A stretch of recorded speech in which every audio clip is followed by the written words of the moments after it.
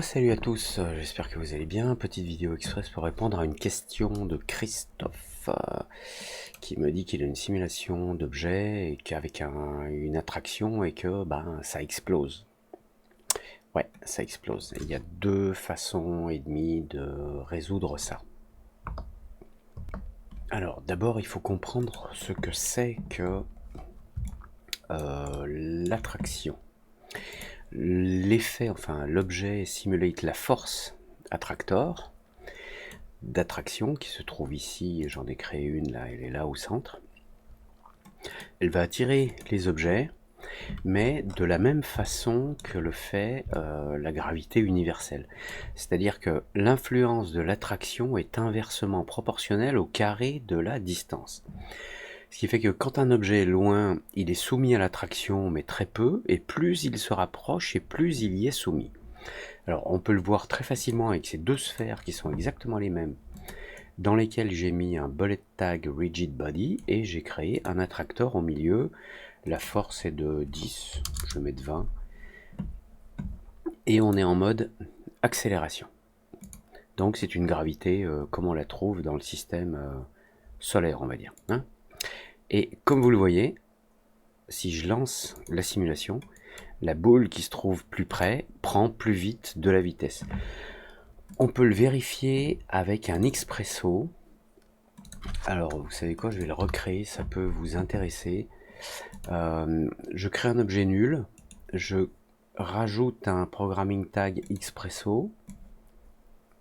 Voilà, je vais mettre par exemple ma première sphère ici, et dans le petit carré rouge là, je veux sortir une information qui s'appelle position velocity. Alors ça s'appelle position velocity parce qu'on n'a pas que la vitesse, c'est un vecteur en fait qui nous donne la direction et la vitesse. Donc on a cette information qui est disponible sur les objets, et si je le prends sur sphère.1, l'autre sphère, donc position velocity, et maintenant je vais rajouter ici, clic droit, node expresso general, comment ça s'appelle, value, non c'est pas value, ici c'est, bon sang j'arriverai, result. Result, ça permet de connaître la valeur de quelque chose. J'appuie sur CTRL, je le déplace là en bas, j'en crée un deuxième. Sphère, je sors sa vélocité et je le rentre dans ce result. Sphère 1, je mets sa vélocité dans ce result. Je reviens au début de mon anime et je vais avancer image par image. Et comme vous le voyez, sphère, là, elle a déjà une vitesse de 5.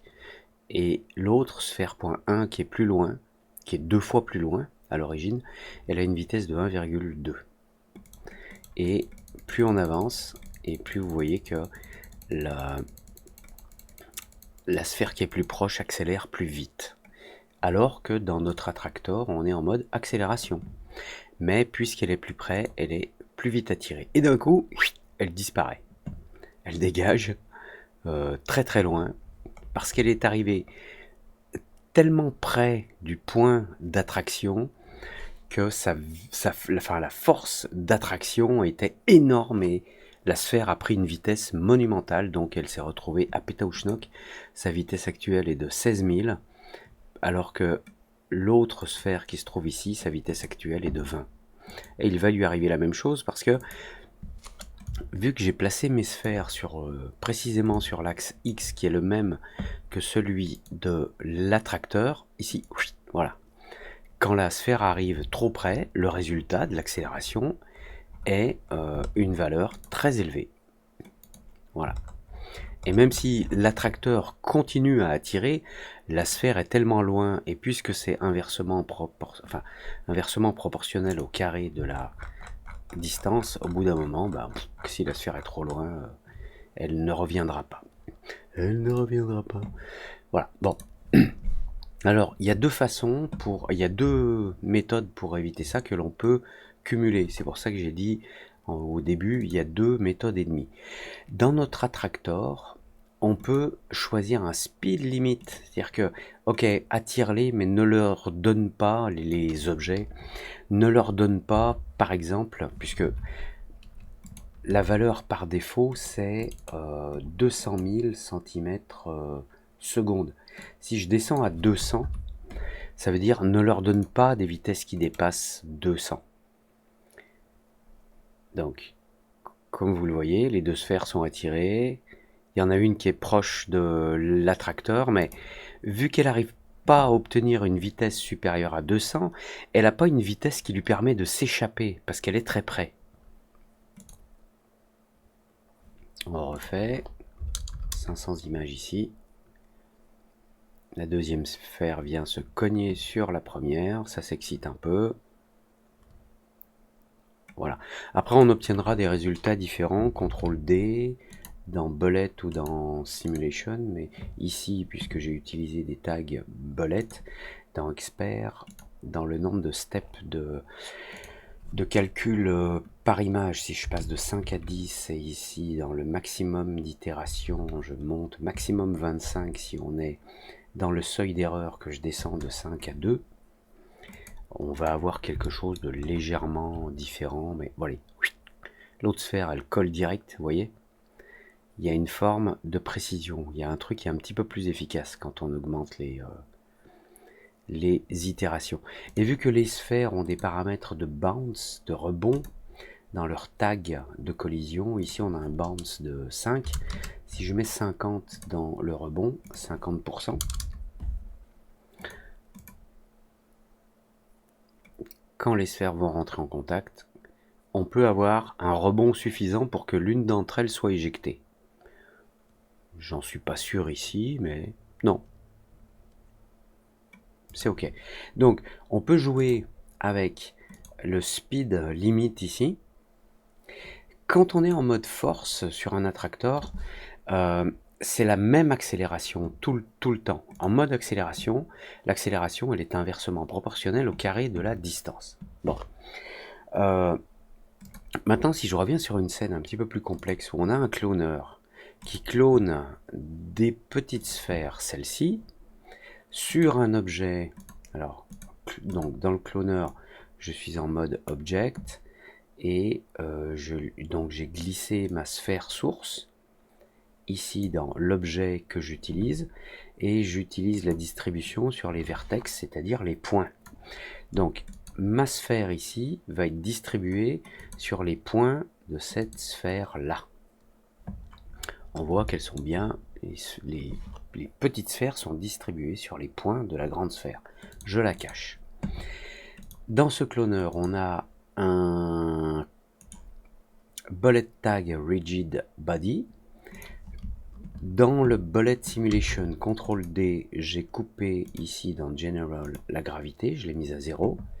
Et j'ai un attracteur ici avec une force de 20 et une vitesse limite qui est la valeur par défaut de 200 000. Résultat, bing, bing, bing, bing, bing, bing. Alors, si on a ça, c'est parce que il y a certaines sphères là au milieu qui sont tellement proches de l'attractor qu'elles ont une vitesse monumentale. Et vu qu'on calcule les collisions, elles viennent se cogner contre les autres et toutes les sphères sont éjectées. Mais si on met une vitesse limite, par exemple, on va essayer à 2000.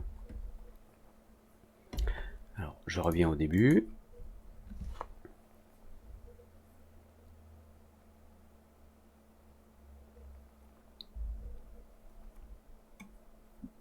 Ok, donc là, ça explose encore, même si ça explose un petit peu moins. Maintenant, je vais mettre une vitesse limite de 200.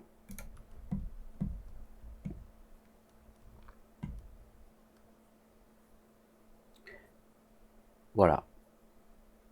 Là, a priori, jusque-là, il n'y a pas de sphère qui se soit suffisamment approchée de l'attractor pour passer d'une vitesse, par exemple, de 0 à 200. Ok, fin de la simulation. Alors, ça peut être ennuyeux d'avoir cette vitesse limite. Alors moi, j'utilise un autre petit truc. C'est que quand j'ai un attractor, pour être sûr que les objets ne s'approchent pas trop près et qu'ils n'aient pas des vitesses, enfin des accélérations monumentales, je mets une toute petite sphère en mode icosaédron avec au moins 32 segments, qui est suffisamment de subdivision. Je mets une toute petite sphère au milieu de la scène. Alors ici, elle fait 1 cm, alors que les autres en font 10. Donc elle en fait 1. Je la cache dans le viewport et dans le rendu, enfin surtout dans le rendu, mais surtout, je lui rajoute un bullet tag collider. Ce qui fait que les autres sphères, quand elles vont être attirées, elles vont, enfin, le centre de mes sphères là ne pourra pas passer trop près de l'attracteur qui se trouve au centre parce que j'ai mis une mini-sphère qui les empêche. Alors on peut peut-être voir ça plutôt sur cette simulation là. Si je mets une mini-sphère